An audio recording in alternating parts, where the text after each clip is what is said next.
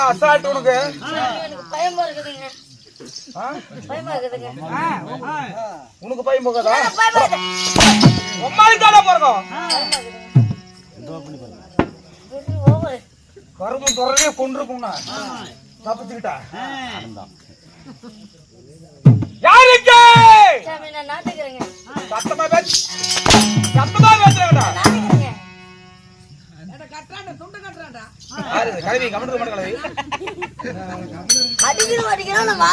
துண்டா காட்டுறோம் துண்டா கட்டல நீயா கேக்குற கம்முன்னு உட்காந்துற. இப்ப என்ன சொன்னோம்?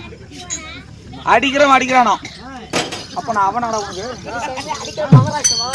நான் அவனா உனக்கு? ஏண்டா தாய்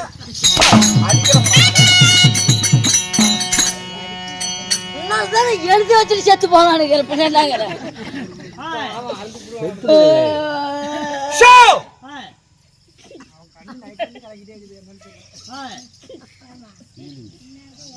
அருமை தோழா சொல்லுங்க அம்மா பேட்டா.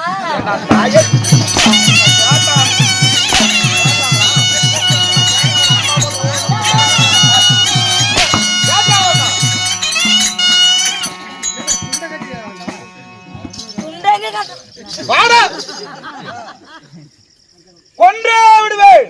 செத்த பேர் 15 பேர் போலீஸ் ஸ்டேஷனுக்கு போயிருப்பீங்க. நாங்க ஓமனா அப்படித்தான் போகணுமாடா? ஏண்டா தாய் நான் ஓமனா அப்படி போகணுமா? ஷாட்டிக்கு போட்டாரு மந்திரி மிருதகாவையாம். அது மட்டும் முடியாது. மந்திரி சொல்ற அவ்வளவு பெருசு எக்கச்சக்கம் ஏடாகடம் தப்பை தவறாக உரைக்கலாமோ தவறாக உரைக்கலாமா? ஆமாங்க, தவறாக குறைக்கூடாது. தவறாக உரைக்கலாமா? சாமி கூத்துட்ட மவரா சாரு பானை கட்டுக்கு 5 மணிக்கெல்லாம் பணத்தை எடுத்து போடலாம். இங்க என்ன நடக்குது? டீ கேட்டுருக்கா கொட்டிக்கே ஒண்ணு கொடுத்துருங்க. அந்த காக்கு இருந்தாலும் வீராக அமர்ந்திருக்கும் மாபெரும் புண்ணியச்சபை சபையில் ஆனாக பிறந்த அப்பமார்களும் பெண்ணாக பிறந்த அறிவு தாய் உள்ளங்களும் யாவற்றவர்களும் நிறைந்துள்ள சபை நம் நாட்டுக்கு நாடு பேரும் புகழும் தெரிந்த என் நாட்டின் பெயர் என்ன? அருமையான ஊரு சாமி. எடா ஊரு? இது வந்து சின்னமுத்தூர்.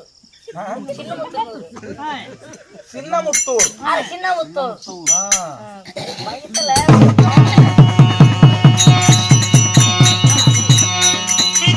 அந்த 10 ரூபா வச்சு வெத்தலை வாங்கி போட மாட்டேன். அவன் போட பைத்தியக்காரன். இனிமேல் அவனை போக சொல்ல மாட்டேன், நானே வந்துடுறேன். எவ்வளவு தூரம் வந்துடுறேன் நண்பா. சாமி கொம்பா இருவா உனக்கு இது தேவையா? உனக்கு இது தேவை பையன் உனக்கு தேவையா? என்ன சின்னமுத்தூர் என்றால் நீர்வளம் நிலவளம் ஜனபலம் பணபலம் படைபலம் ஐபலம் பொருந்திய ஐபலம் பொருந்திய மத்திய கொற்பாகிய நன்னகரம். ஆமா, தேன்பாது நெல்மொழியத்தன் விளாடபுரம் அப்படின்றதுக்கு என்ன அர்த்தம்? அப்படின்னு என்ன அர்த்தம்?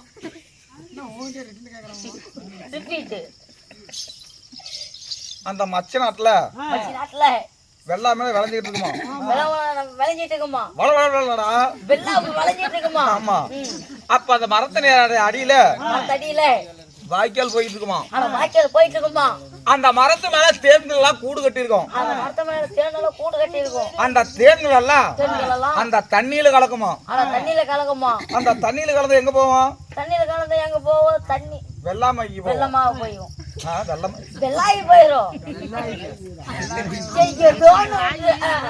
அப்ப அதுக்குத்தான் சொல்றாங்க தேன் பாய்ந்த நெல்வழியத்தன் விளாடபுரம்.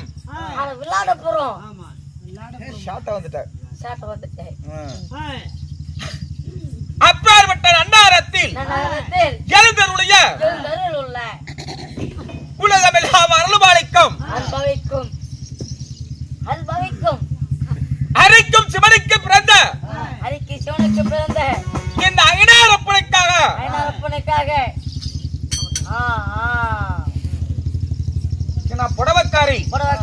ஐனாரப்பன் அம்மனுக்காக வேண்டி நண்பா ஆ.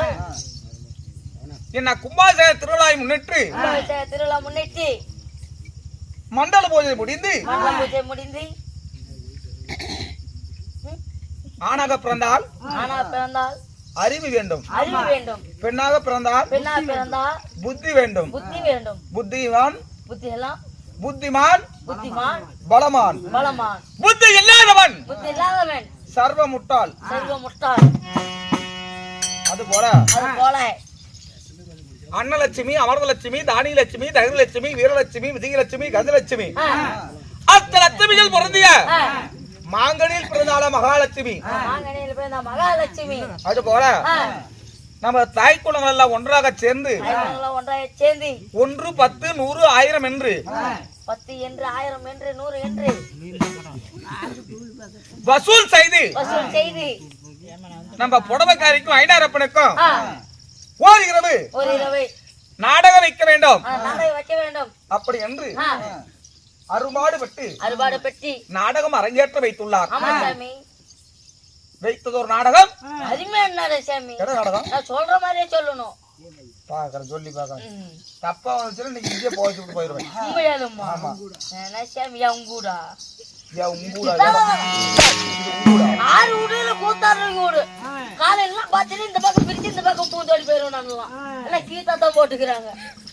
பார்க்கலாம் பலம் கொண்ட ராமாயணத்தில் கீர்த்தி உள்ள மகாபாரதத்தில் மகாபாரதத்தில் யுத்த காண்டத்தில் ஓர் பாகமாக வழங்கப்பட்ட அஸ்வத்தராமர் சண்டை அஸ்வத்தராமர் சண்டை அஸ்வத்தராமன் சண்டை என்ற நாடகத்தை அரங்கேற்ற வைத்துள்ளோம். இந்நாடகத்தில் வேடமிட்டு வந்திருக்கிறேன். சீரும் சிங்கத்தை போல் பாய்ந்து வரும் புலியை போல் சொல்றீங்களே. சூடும் வாளுடன் எடுத்து புலியை சூடும் வாளுடன் நீதான் குறுக்க பேசக்கூடாதுன்னு நான் சொல்றது கரெக்டா பேசணும். என்னென்ன பெரிய பாட்டு பாடிவிடு. ஆனாடு கோனாடு அழக திரு பொன்னாடு ஆனை கட்டித்தான் படிக்கும் அழகு பொன்னி வாழ நாடு அண்ணா குதிரை கட்டி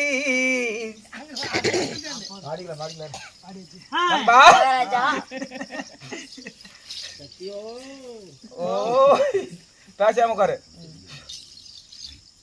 என்னும் நாடகத்தை நான் வந்திருக்கிறேன். நான் யார், எமது பெயர் என்ன, அப்படி என்ற வதனைக்கு வந்த சற்று செவி கூர்ந்து கேட்கிறோம். இல்ல என்னையோட நீ இல்ல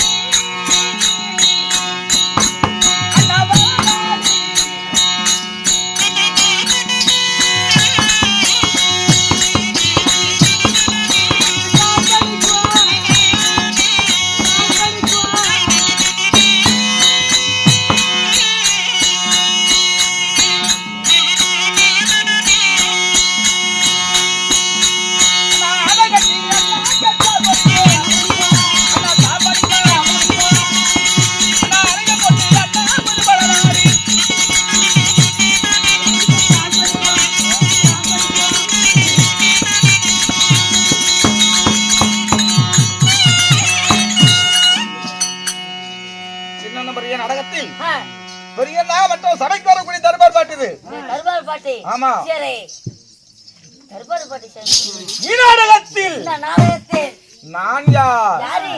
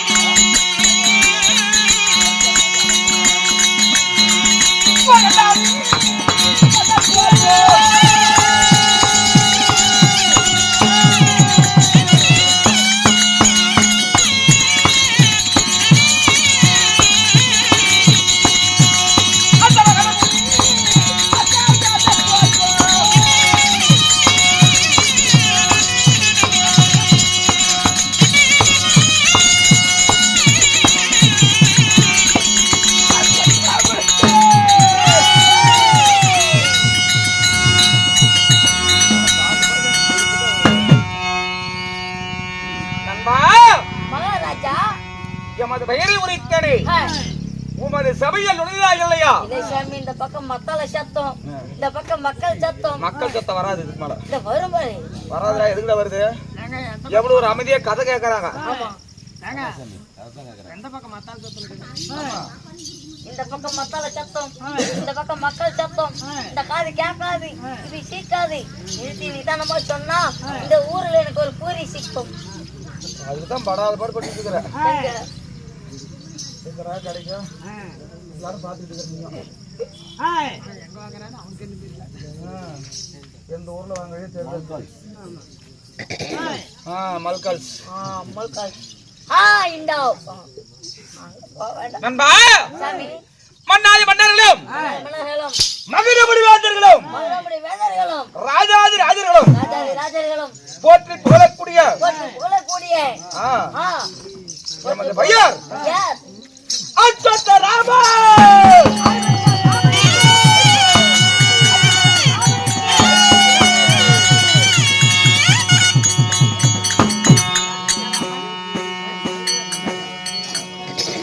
சொல்றது அவன் வாயில் நோயில ஐபிசி ராம ஐபிசி ராமங்கிறான். ஐபிசி ராமல சாமி அச்சுத்த ராமே.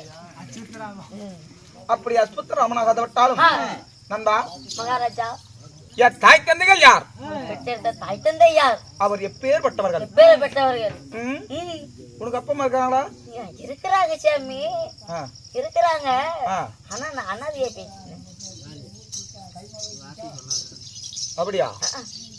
திருக்குறள் பேசிக்கல விடு. விளையாட்டிட்டு போறான்.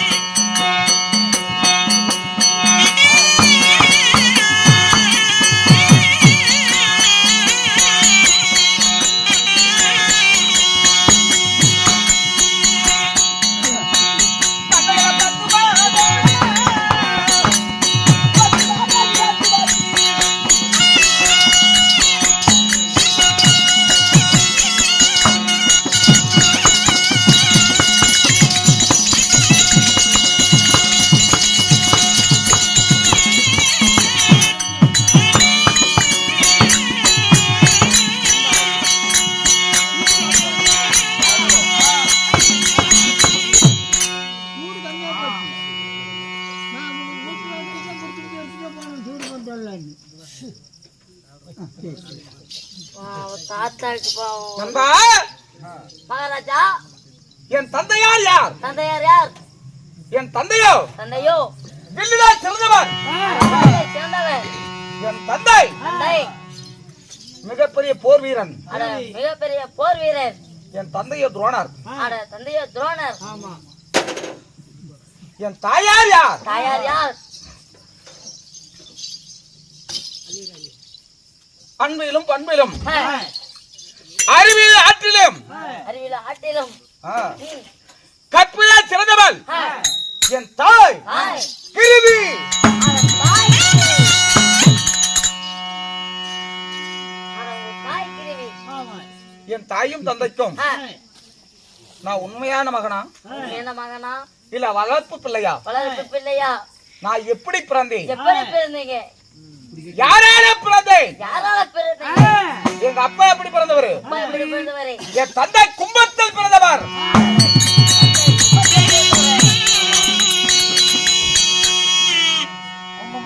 தந்தையின கும்பம்னா? மண் கும்பம்டா. அட மண் கும்பம். மண்பாண்டம். மண்பாண்டம். சரி. அந்த கும்பத்திலே பிறந்த துரோணருக்கும் ஆ, கற்பிலே சிறந்த என் தாய் கிருவிக்கும் இருக்கும். நான் எப்படி மகனாக பிறந்தேன்? எப்படி? எப்படி மகாராஜா? நான் யாருடைய வந்துட்டு பிறந்தேன்? யாரால?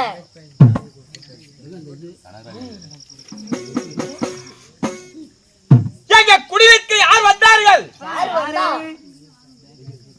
யாரு வந்தா?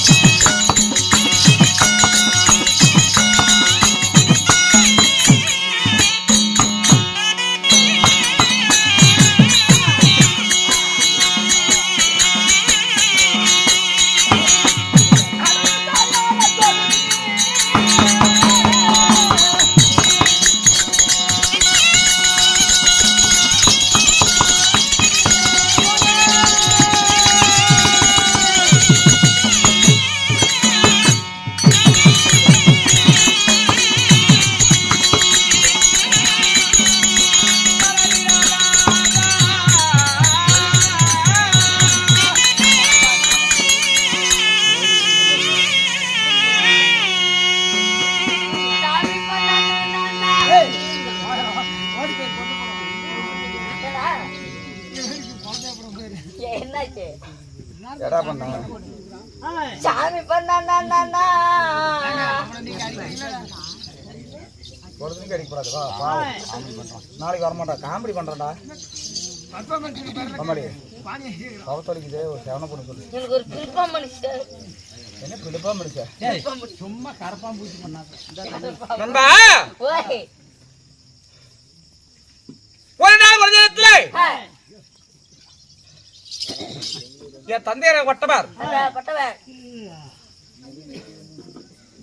குளக்கரை சென்றால் குளித்து நீராட வருவதற்காக. சரி.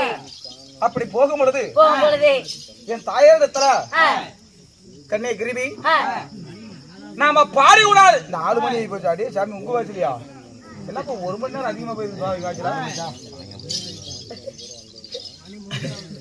ஒரு நாள் ஒரு இடத்துல சொல்லிவிட்டு போவ நாரதனாகப்பட்டவன் சிவபெருமானத்துல போய் சொன்னாரு, சுவாமி இந்த தெய்வலோகத்துல என்ன பத்தினி இருக்கிறாங்க, பூலோகத்தில் துரோணனுடைய மனைவி கிருபி தவிர இந்த உலகத்துல பத்து என்பது யாருமே இல்ல, அவள் தான் பத்தினி அப்படி என்று சிவபெருமானிடத்துல நாரதன் உரைத்தார். அப்ப நாரதன் சொல்ல சிவபெருமான் என்ன சொன்னார்,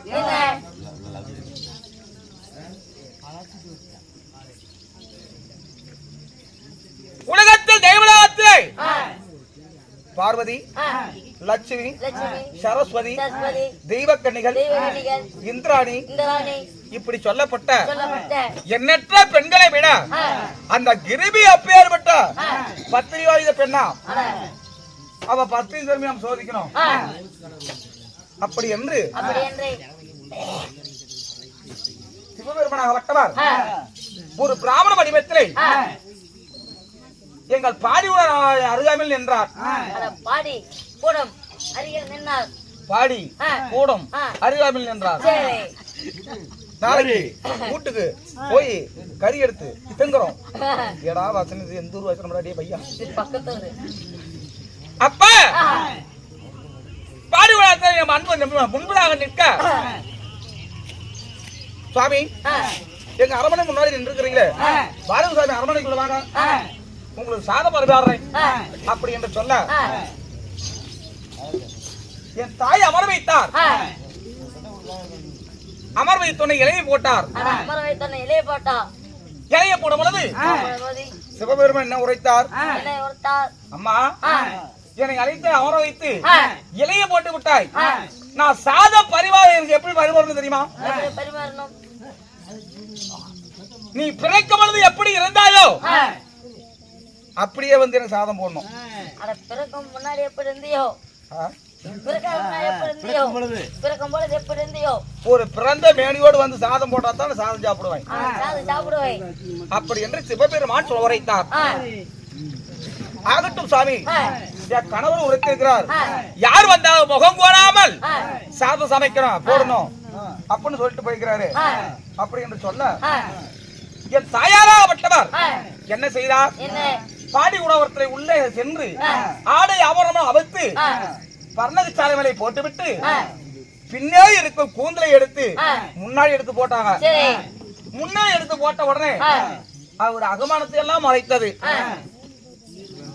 அப்போ அந்த சாதம் போட்ட உடனே சிவபெருமான் யோசித்தாராம், இந்த அம்மா ஆடை ஆபரணத்தோடு இருக்கும்போது கூட அந்த அம்மாவோட பாதம் தெரிந்தது, இந்த ஆடையாபரணம் அவிழ்த்து விட்டு நமக்கு சாதம் போடக்குள்ள இந்த பாதம் கூட தெரியலையே, இப்பேற்பட்ட பத்தினியா அப்படின்னு நினைக்க அவர் வீரிய விந்தாகப்பட்டது அந்த சாதத்திலே விழுந்து விட்டது.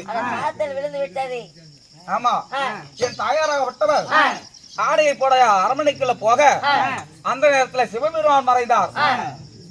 அதே நேரத்தில் என் தந்தையார் வந்தார். தந்தையார் வந்த உடனே அம்மா கிருபி யார் வந்தார்கள், சாதம் போட்டது அப்படியே இருக்கிறது, யார் வைத்தார்கள் அப்படி என்று கேட்க நடந்த விஷயத்தை என் தாயார் உரைத்தார்.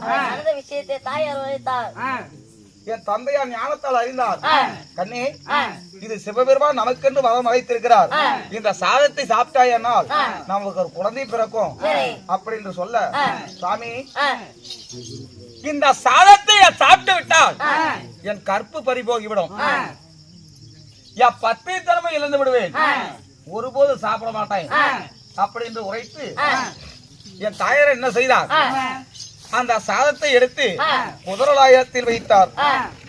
வைத்த உடனே அது அஸ்பம் என்று சொல்லப்பட்ட குதிரை உண்டு விட்டது. அந்த குதிரை உண்ண உடனே ரிஷிமண்டம் ராத்தங்காமல் இந்த அஸ்பம் ராமன் பிறகு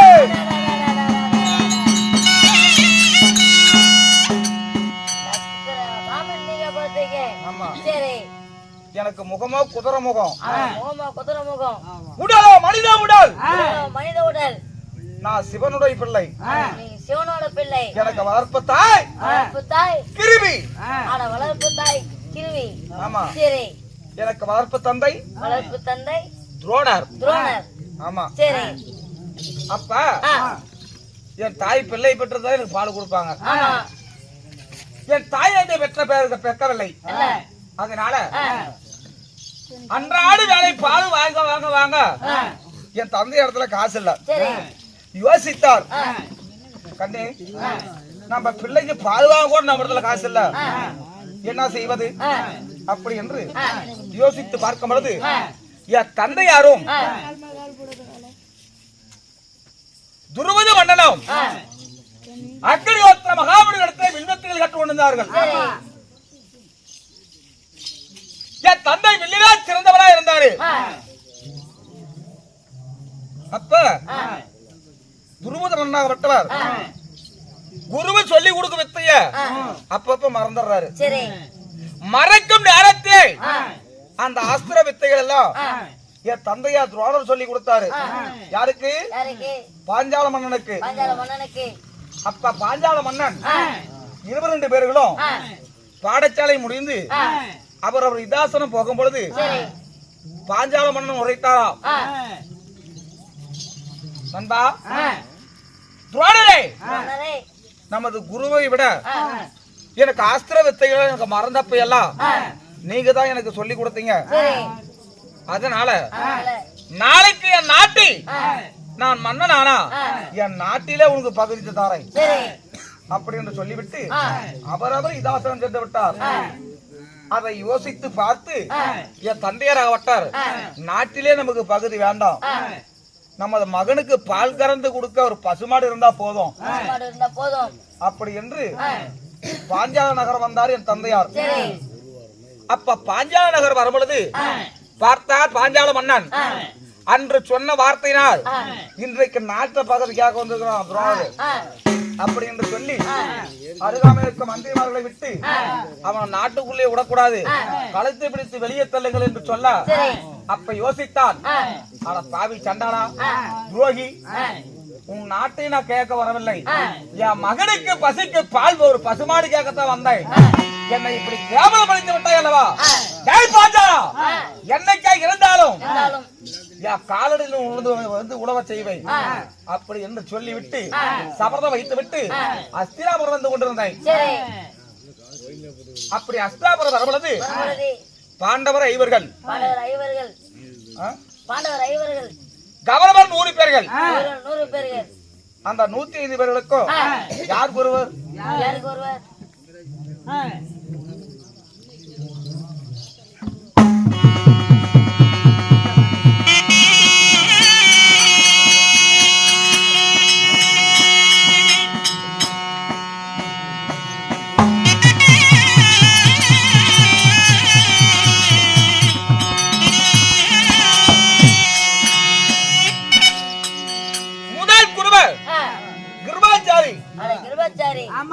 அந்த கிருபாச்சாரியத்தில் அனைவற்றும் வில்வத்திகள், யானையாற்றம், குதிரையாற்றம், கத்தி சண்டை, கதை சண்டை என்று சொல்லப்பட்ட அஸ்திர வித்தைகளை கத்துக் கொண்டிருந்தாங்க. அப்ப பாண்டவரும் கௌரவர்களும் பந்து விளையாடி கொண்டிருந்தாங்க. அப்படி பந்தாட்டு விளையாடி கொண்டு இருக்கும் பொழுது பந்தாக விட்டது கிணத்திலே விழுந்து விட்டது. அந்த வழியே தந்தை வந்து கொண்டிருந்தார். இந்த 105 பேர்கள் இந்த கிணத்தை சுத்தி பார்த்துக்கிட்டே இருக்கிறாங்க, இந்த பந்து எப்படி வரும், பந்து எப்படி வரும், பந்து எப்படி வரும்னு. அப்ப என் தந்தையாராவட்ட அருகாமல் போய், அப்பா பாலர்களே, ஏனப்பா அந்த கிணத்தையே பார்த்துட்டு இருக்கிறீங்க, என்னப்பா நேர்ந்ததுன்னு சொல்ல நடந்த விஷயத்தை உரைத்தார்கள். அப்ப ஒரு அருகம்பில் எடுத்து என் தந்தையார் ஒரு ஆஸ்திரத்தை உச்சரித்து கிணத்துல போட்டாரு. அந்த பந்தாகப்பட்டது மேலே வந்து விழுந்தது. அப்ப அந்த 105 பேர்களும் ஒரு அருகம்பில்லால் இந்த கிணத்திலே இருக்கு பந்தாகப்பட்டது மேலே வந்து விட்டது, இனிமேல் வெளிதான் நமக்கு குருவு அப்படி என்று சொல்ல நண்பா சொல்லிவிட்டு 105 பேர்களுக்கும் வில்வத்திகளை கற்றுக் கொடுத்தார் என் தந்தையார், பாண்டவருக்கும் கௌரவருக்கும். அப்ப பாண்டவர்களும் கௌரவர்களும் ஒன்றாக சேர்ந்து குருவே இதனால வரைக்கும் எனக்கு வில்லத்துகளை கற்றுக் கொடுத்தீங்க, உங்களுக்கு குருதத்திலே உங்களுக்கு என்ன வேணும் அப்படி என்று பாண்டவரும் கௌரவர்களும் கேட்டார்கள்.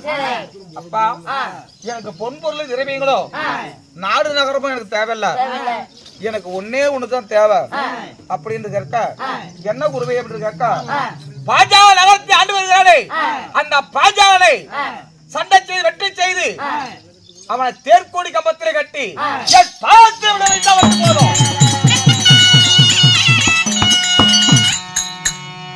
அப்படி என்று என் தந்தையார் உரைத்தாராம். அது கௌரவர் 100 பேரும் போய் பார்த்தாங்க, ஒண்ணு வேலைக்காகவில்லை. அப்ப பாண்டவர் குலத்திலே பிறந்த ஆனழகு அர்ஜுனாவட்டவன் அந்த பாஞ்சால மன்னனை வெற்றி செய்து தேர்கோடி கம்பத்திலே கட்டி வந்து என் தந்தை பாதத்தை போட்டான்.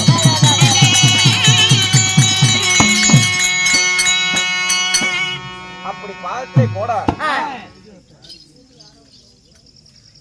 அட பாவி சண்டாளம், நீ ஒரு முனிவன், நான் நாடாளு மன்னன், நீ சொன்ன பிரகாரமே என் பாதத்துல வந்து போட வைத்த உன் பாதத்தை ஏ துரோடா, இப்பொழுதே ஒரு யாகம் செய்கிறேன். அந்த யாகத்திலே உன்னை கொல்வதற்கு ஒரு ஆண்மகனும் என்னை ஜெய பெற்றாரே அந்த அர்ஜுன் தோளுக்கு செய்த ஒரு பெண்ணை பெற்கவில்லை என்றார் என் பெயர் பாஞ்சாலன்.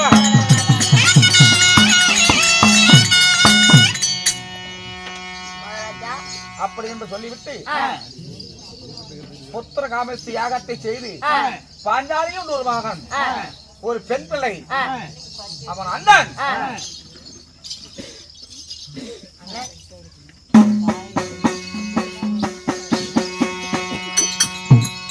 துஷ்டதூமன் இப்படி இருவரையும் இருக்க, இப்பொழுது நான் எங்கே இருக்கிறேன்? இமயமலையிலே இருக்கிறேன்.